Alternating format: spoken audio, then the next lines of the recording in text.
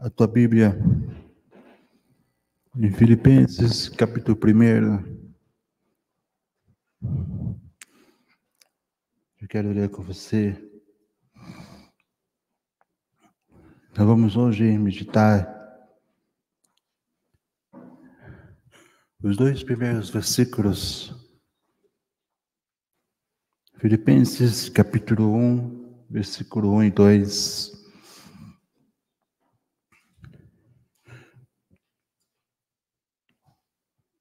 Todos conseguiram achar?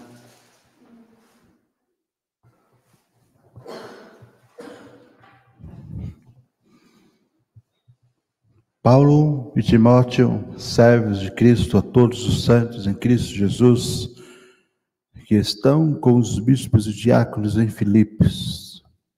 Graça e paz a vós outros, da parte de Deus, nosso Pai, e do Senhor Jesus Cristo.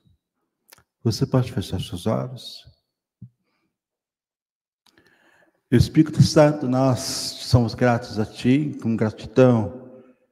Nós queremos meditar na Tua palavra.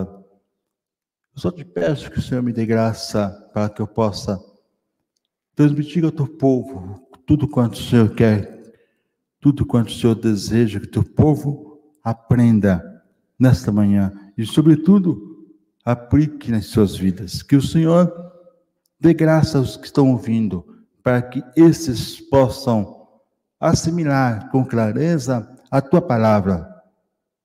E serem os tempos para que juntos possamos crescer, amadurecer, avançar mediante a Tua palavra. É o que nós te pedimos, em nome de Jesus. Amém. Tome seus assentos, por favor. Contentamento em tempos difíceis. Essa é a temática da nossa nova série. A exposição de Filipenses. Que tempos! Que tempos!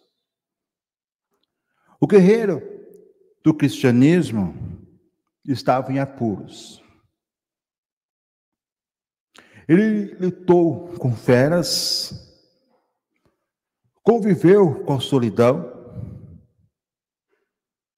pregou sobre fé, alegria, perseverança, unidade, companheirismo, vida.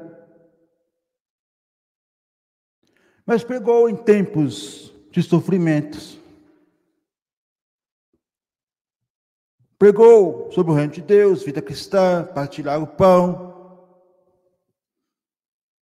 Pregou tudo quanto se pode imaginar. O apóstolo Paulo fez isso, escrevendo, discipulando, expondo as Escrituras, tanto debaixo do sol, em chuva, em casas e universidades, em templos, em navios, em barcos, em presídio, não como visitante, mas como prisioneiro. Mas o que me chama a atenção é que o apóstolo Paulo ele deixou um legado, e um legado em meio às lágrimas, em meio às dores, em meio aos sofrimentos, à incompreensão.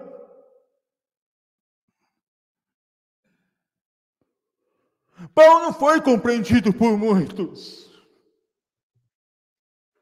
Paulo é um homem da solidão, no meio da multidão. Mas ele deixou um legado, porque esse legado nos mostra que, mesmo com tantas agonias, ele estava contente e se alegrava do Senhor.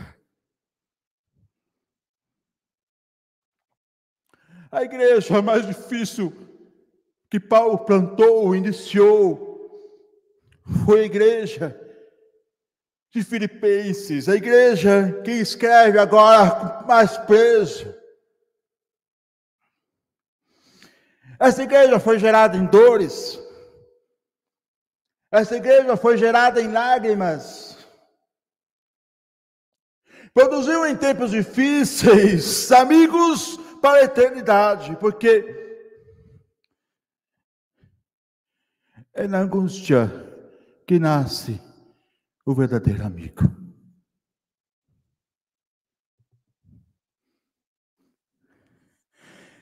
E quando Epafrodito,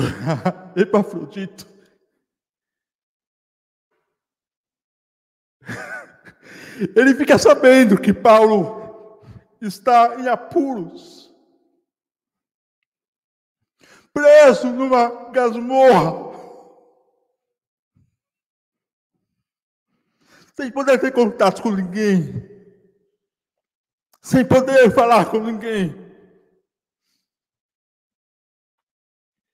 E Paulo avisa a Epafrodito o que está acontecendo. Epafrodito fica sabendo, corre para Filipenses e fala o que acontece com Paulo. E a igreja de Filipenses se mobiliza em solidariedade, se mobiliza em honra, se mobiliza em generosidade, se mobiliza em cuidado, em provisão, em assistência, em dedicação. A igreja se mobiliza e diz: nós precisamos cuidar do nosso pastor, nós precisamos cuidar de Paulo, nós precisamos socorrer Paulo, o nosso pastor, mais do que um pastor, um amigo. E aí Paulo recebe na prisão os donativos, o amor, demonstração de afeto, de companheirismo. E Paulo então responde a Filipenses com essa carta. E a resposta de Paulo nessa carta gerou na igreja de Filipenses avivamento, revitalização. Porque quando a igreja cuida do pastor, o pastor se sente encorajado, reanimado, reavivado. E a igreja também passa a experimentar isso. E aqui mostra por que Paulo é o gigante da fé. Aqui, essa carta mostra por que Paulo nunca desistiu de gente difícil. Porque onde tem 2 ou 3 reunidos em nome de Jesus, mesmo em nome de Jesus, tem dificuldade, tem problemas, tem confrontos. E aí, eu faço uma pergunta. O que podemos aprender de início nessa introdução? Primeiro, eu aprendo que quando a igreja cuida do seu pastor, o seu pastor responde com avivamento. Segundo, qualquer atividade da igreja, qualquer programa da igreja deve ser conduzido pelo céu e não pela terra. A agenda da igreja deve ser comandada pela palavra de Deus e não pelos intérpretes. Terceiro, presta bem atenção nisso. A porta que Deus abre nem sempre nos leva à facilidade. Nem sempre nos leva a caminho fácil. O solo fértil da evangelização é regado por lágrimas, é regado por suor, é regado por sangue, é regado por pessoas que se dispõem verdadeiramente a fazer uso da exposição da palavra de Deus. Terceiro, aliás, quarto, a estratégia para alcançar a cidade. Ela é visível. Ela é visível quando estamos sob a graça soberana de Deus. Se quisermos alcançar essa cidade e esse bairro, nós vamos precisar estar debaixo da graça soberana de Deus. Os nossos olhos devem se abrir para as oportunidades em qualquer pessoa, em qualquer lugar, em qualquer horário, aonde for, para quem for, nós precisamos expor o Evangelho e crer que o Evangelho é poder de Deus para mudar situações, pessoas, famílias, crenças. Foi assim na igreja de Filipenses. Leiam a história de Atos, vocês vão ver o que aconteceu, como aconteceu a conversão de Lídia, como aconteceu a libertação de uma jovem, como aconteceu a conversão de um carcereiro. Tudo isso gerou uma plantação de uma igreja que ficou na história e mudou a história. Uma pessoa pode mudar a história. A salvação alcança todos os tipos de pessoas. Eu vou repetir. A salvação deve alcançar todos os tipos de pessoas. É o negro, é o branco, é o homem e a mulher. O ancião é o jovem, é a criança. A salvação deve gerar transformação, de dentro para fora. E quando uma pessoa se converte verdadeiramente, a sua família passa a respeitá-lo. E a sua história passa a ser outra. Os teus comportamentos e as suas atitudes passam a ser visível. Porque uma vez convertido, santo.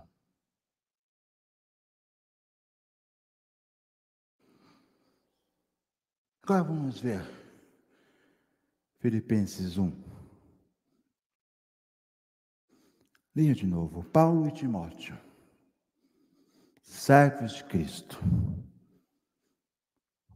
E por que Timóteo? Porque Timóteo é enviado com a carta para Filipenses.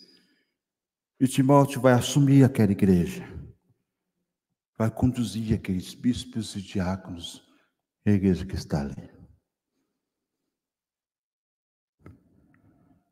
Graça e paz a vós, outros, da parte de Deus, nosso Pai, e do Senhor Jesus Cristo. Todos os estudiosos concordam que o tema central da carta de Filipenses é a alegria que transborda em tempos de sofrimento. Mas eu quero destacar 2 pontos. Primeiro, aqui você tem uma carta de amor. E não uma exposição doutrinária e teológica, embora você vai ver isso. Aqui o apóstolo Paulo, ele abre o coração.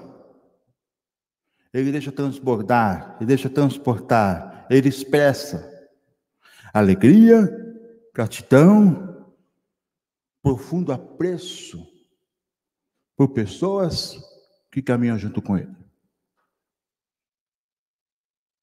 Segundo ponto. Aliás, antes de ir para o segundo, deixa eu dar um recado para você. Aí é recado. A gratidão abre portas. Não esqueça. Nunca se esqueça o que as pessoas fizeram por você no passado. Nunca. Não seja ingrato. O que fez de bom.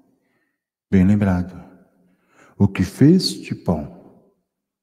Porque aquilo que a gente faz de bom é esquecido rapidamente. Aquilo que a gente não faz de ruim é lembrado por eternidade. Mas que a gente possa verdadeiramente ser grato por tudo quanto as pessoas fazem por você. Segundo ponto. Esta carta, mesmo não sendo uma exposição doutrinária, teológica, mostra o equilíbrio entre teologia e vida. Mostra a soberania de Deus e a árdua tarefa da evangelização, da plantação, da edificação, mas centrado na palavra de Deus. Aqui você tem a motivação cristã de reconhecer a soberania de Deus, mas a responsabilidade humana. Deus é soberano, mas eu tenho responsabilidade. E aí você precisa enxergar nessa carta uma coisa fundamental. Nenhuma circunstância pode frustrar a soberana vontade e projeto, propósito de Deus. Nada impede o agir de Deus. Quando Deus quer, Ele vai fazer. Por isso, o cristão deve se alegrar em tempos difíceis. E essa alegria ultrapassa circunstâncias. Agora, ao ler esses dois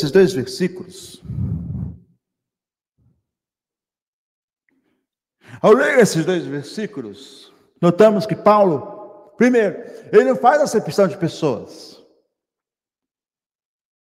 Amando a todos, ele destaca todos por igual.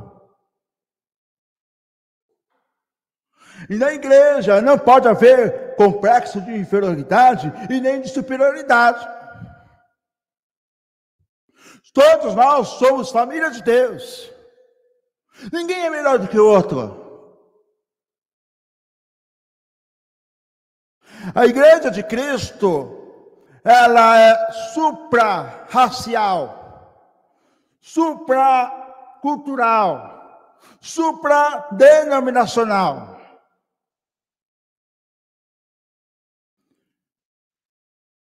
Na igreja de Cristo não tem placa, não tem raça, não tem sexo, não tem idade, não tem experiência, não tem essa coisa de você ter conhecimento a mais do que o outro. Não, todos são iguais. E cada um é usado por Deus da forma que Deus quer, do jeito que Deus quer. Não queira forçar. Não queira invejar aquilo que Deus não te deu. Porque quando você inveja, você revela a sua complexidade inferior.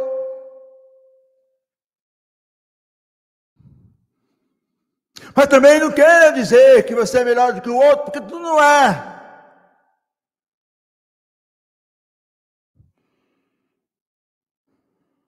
Então Paulo destaca aqui nos primeiros versículos que não há gente melhor do que o outro, todos são iguais.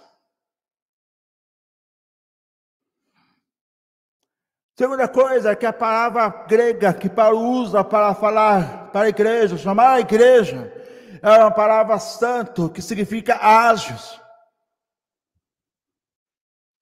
E Paulo usa essa palavra dizendo, os santos de Filipos. Ou seja, uma palavra tão comum na época deles, porque naquela época eles não chamavam outro de crente.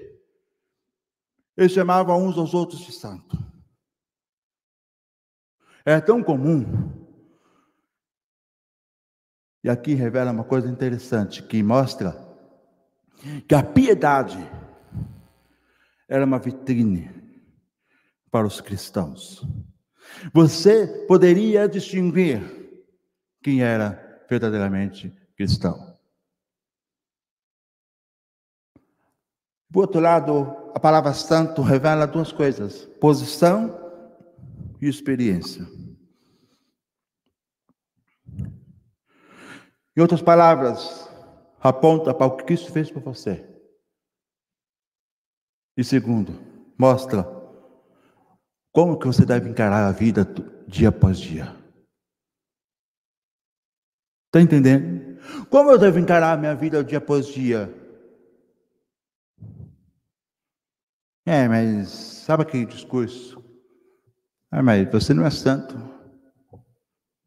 Eu sou. Eu sou santo. Porque eu fui declarado santo quando Cristo derramou o seu próprio sangue na cruz do Calvário.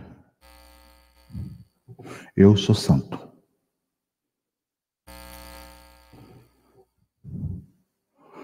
Sabe aquele discurso? Ninguém é santo. Depende. Não é todos. Aos que foram chamados, aos que foram predestinados em Cristo, na eternidade, é santo. E aos que foram chamados para serem santos, Ele também faz com que você caminhe em santidade. E esse caminhar de santidade não significa que você não vai errar, significa que você vai reconhecer o teu erro. Seja santos como você é santo. Ou seja, você precisa expressar isso. E como você expressa? Não é vomitando para as pessoas santidade, mas é no seu comportamento. Mas eu errei. Peça perdão. Você pode pedir perdão para alguém que você errou? Peça. Você acha que o apóstolo Paulo não errou? O apóstolo Paulo enfrentou feras. O apóstolo Paulo, inclusive, teve que olhar para algumas pessoas do seu lado. Teve que confrontar e teve que ser confrontado. O apóstolo Paulo não foi confrontado por Pedro? E Pedro não foi confrontado por Paulo? O apóstolo Paulo não confrontou Barnabé, e Barnabé não confrontou Paulo? Eu estou te falando uma coisa importante aqui. Ei, deixa eu falar uma coisa. Santidade não é apenas um rótulo. Santidade é uma posição. Você está na posição que Deus te chamou para ser. Mas você precisa transparecer isso no dia a dia. O apóstolo Paulo destaca que entre todos os santos da igreja há uma liderança. E a liderança, quando ele coloca bispos e diáconos, a liderança não está acima da igreja, mas ela conduz a igreja. A liderança não está acima das pessoas, mas ela guia as pessoas. Não são os crentes que existem para os pastores e diáconos, mas os pastores e diáconos existem para os crentes. Os líderes não são a igreja, mas a autoridade de Deus, para servir o povo de Deus. E é uma expressão muito interessante, porque quando a gente olha para Paulo dizendo bispos e diáconos, ele está dizendo, olha, vocês não são melhores do que eles, mas vocês têm autoridade sobre eles.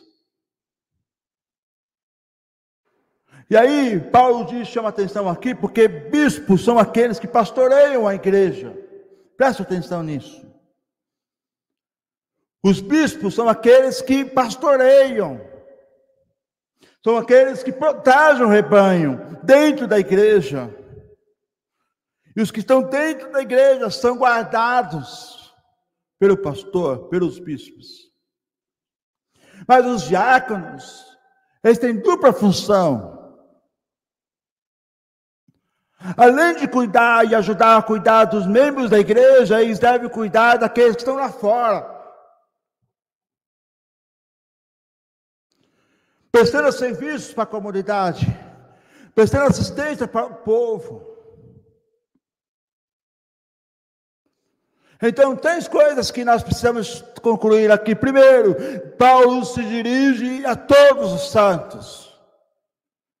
E Paulo destaca entre todos os santos uma liderança que zela pelo rebanho, o rebanho zela por eles. E uma vez esclarecido o destinatário da carta, agora eu quero destacar três verdades. A primeira é, diga comigo, graça e paz. Não é rótulo. Aqui você tem uma síntese da maravilhosa bênção de Deus. Ambas palavras juntas revela salvação integral do homem, corpo e alma. Pela graça, você olha para Deus como nosso Pai, cheio de misericórdia, que estende as mãos para nós. Com a paz, você desfruta da paz com o Pai e desfruta da comunhão com Ele. Graça para olhar, paz para experimentar. Está entendendo? Graça e paz são dirigidas a todos que se apossaram dessa verdade, desfrutam do seu coração. Quando o autor de Hebreus fala, viver em paz com todos, Paulo está dizendo, o Hebreus está dizendo o seguinte, em Hebreus se diz o seguinte, foge da confusão, porque quando você foge da confusão, ainda que você tenha armado a confusão, se você armou a confusão, pede desculpa, ok, mas foge.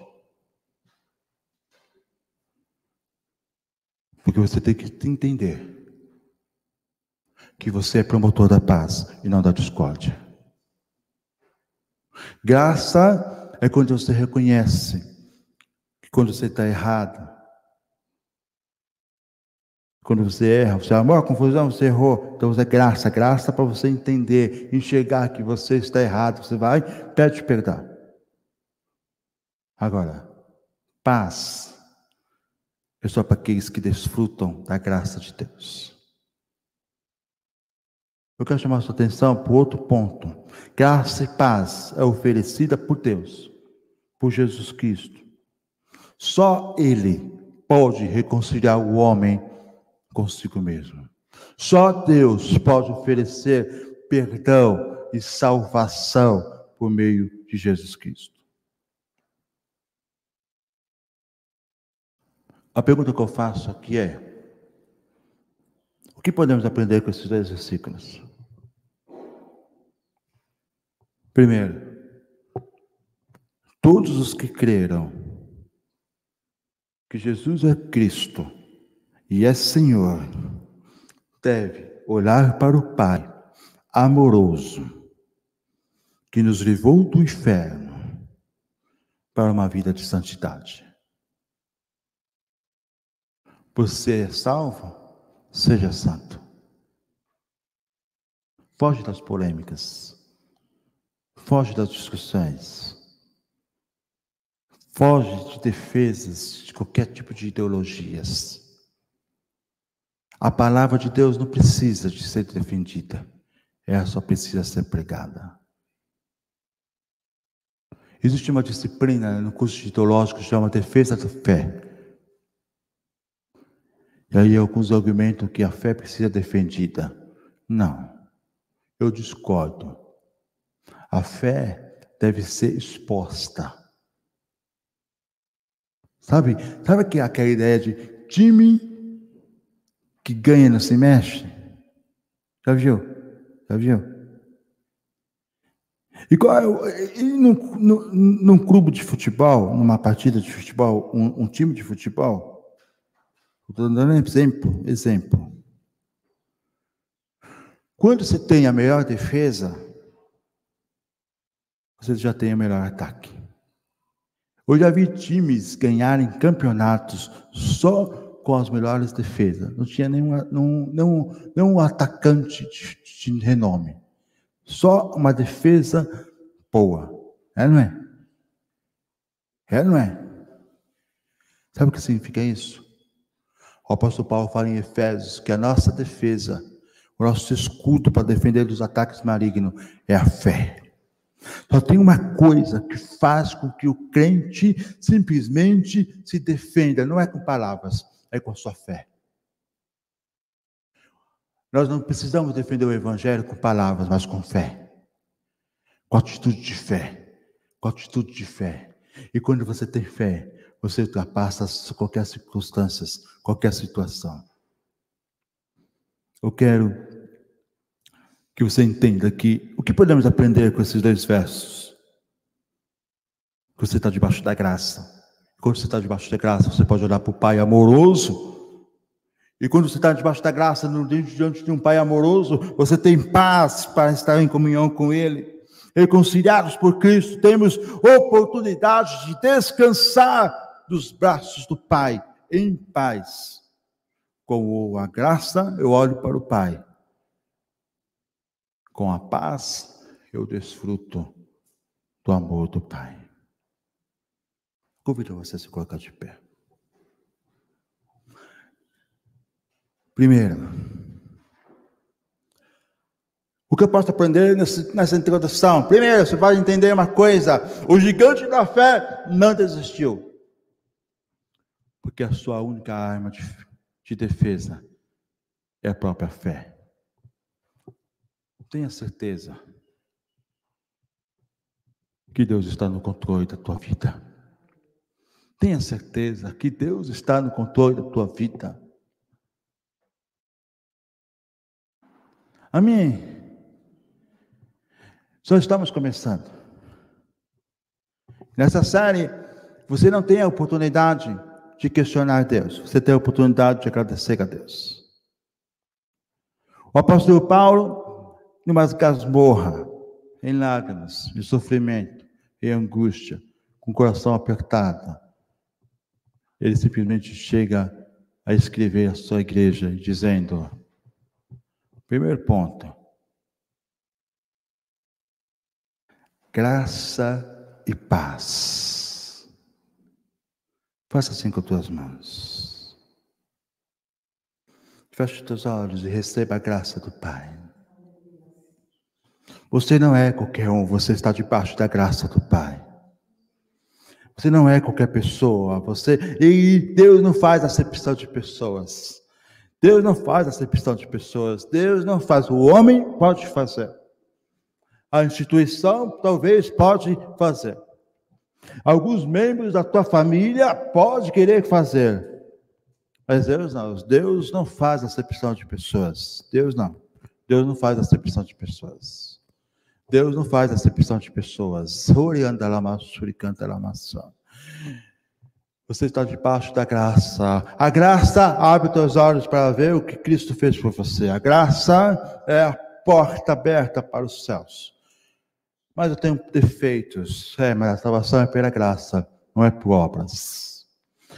Mas eu me formei, eu sou dizimista, eu sou isso, aquilo. Não, você está enganado. Você deve se estudar, você deve se formar, você deve dizimar, você deve cantar, você deve pregar, você deve fazer tudo quanto é necessário que estiver no teu alcance. Não para ter salvação, mas porque você foi salvo, porque você já é abençoado, porque você foi chamado para servir uns aos outros. E servindo uns aos outros, você está servindo o Pai. Você serve não é porque você quer ser alcançado, porque você já foi alcançado. Talvez alguém vai falar assim: nossa, aquele homem está pregando, aquelas pessoas que estão cantando, tem muito defeito, tem isso e aquilo. Ei, você não entendeu nada. Não tem a ver comigo, tem a ver com Deus, tem a ver com Cristo. Não tem a ver com a gente, tem a ver com Ele. A salvação não tem a ver comigo, com você, tem a ver com Ele. Ele nos alcançou, Ele nos redimiu, Ele nos santificou. E Ele nos santificou não é para que possamos nos rotular como alguém que é melhor do que o outro, mas como alguém que serve. Uma vez santo, servo. Uma vez santo, servo. É a graça. Ainda com as tuas mãos assim, receba a graça. Anda lá, massuri, canta lá, mas receba a paz de Cristo, a paz de Cristo, a paz, shalom, shalom, é a paz que ultrapassa qualquer barreira. Você tem paz no coração, você está em paz, você está em paz, você tem paz, porque Deus é o Deus que nos une, Deus é que nos reconcilia, Deus é que nos sonda, examina o nosso coração. Deus que sabe o que passa no teu interior, é Deus que já te viu, ou já te ouviu confessando pecados, é Deus que já te ouviu e já te viu em lágrimas dizer: Senhor, eu não aguento mais essa minha dificuldade, esse meu defeito, essas minhas fraquezas. E Deus diz nesta manhã: eu sou Deus de paz. Receba o meu abraço, receba o meu abraço, receba o meu cuidado, receba em nome de Jesus. Em nome de Jesus, Pai. A tua igreja, ela está em fase de crescimento. Senhor, a tua igreja está em fase de crescimento. Nós estamos crescendo, nós estamos avançando, nós estamos progredindo na tua palavra, Senhor. Que sonho que o Senhor me dá. Senhor, eu estou completando mais um tempo de ministério. Eu estou completando mais um momento da minha vida ministerial. E eu estou fazendo isso, Senhor, pregando a tua palavra e dando início a uma exposição tão linda como a de Gênesis e quanto a de Filipenses. Senhor, é que tua graça, não tem a ver comigo. Eu não sou melhor do que ninguém. Eu não sou melhor do que ninguém. A tua graça. Eu descanso na tua graça, eu descanso no teu perdão, eu descanso no teu cuidado, eu descanso no teu abraço, Senhor. Não tem a ver comigo, tem a ver contigo, porque tu és bom, o tempo todo tu és bom, o tempo todo tu és bom, o tempo todo tu és bom. A tua misericórdia é infinita, a tua misericórdia é infinita, Senhor. Não é porque somos bons, mas porque tu és bom. E nós queremos te agradecer por essa palavra que o Senhor nos faz enxergar em Filipenses, capítulo 1, verso 1 e 2. E nessa introdução dessa carta, o Senhor nos faz enxergar, o Senhor nos faz perceber que um homem de Deus que caminha com o Senhor não é aquele que faz grandes coisas, mas é aquele que descansa na tua palavra. E quando descansamos na tua palavra, o Senhor nos move a fazer, o Senhor nos move a servir, o Senhor nos move a operar coisas que o Senhor quer que a gente opere. O Senhor é o Deus que nos move a realizar coisas extraordinárias. Não porque somos alguma coisa, mas porque a tua graça nos aperfeiçoa em nós. E o Senhor nos move. O Senhor levanta uma igreja que cuida uns dos outros. E aqui está a minha igreja. Aqui está o rebanho que eu estou pastoreando. Aqui está, Senhor, a igreja que o Senhor me deu para cuidar. Vou prestar contas diante de Ti. O Senhor vai puxar minha orelha quando algum se desviar, ó Deus, se está aí e eu não for atrás. Senhor, em nome de Jesus Cristo, eu sei da responsabilidade que tenho diante de Ti. Por essa razão, que o Senhor me dê a oportunidade de abraçar cada um e de ser abraçado por todos eles. Porque uma coisa eu sei, que ninguém é melhor do que ninguém, mas sob essa liderança que o Senhor levanta aqui, o Senhor nos dá autoridade para servir, para abençoar, para ensinar, para conduzir, para proteger. E a tua igreja responde fazendo isso com os que estão lá fora, respondendo, abraçando, acolhendo, ajudando, para o teu louvor, para a tua glória. Amém. Amém. Vamos aplaudir ao Senhor.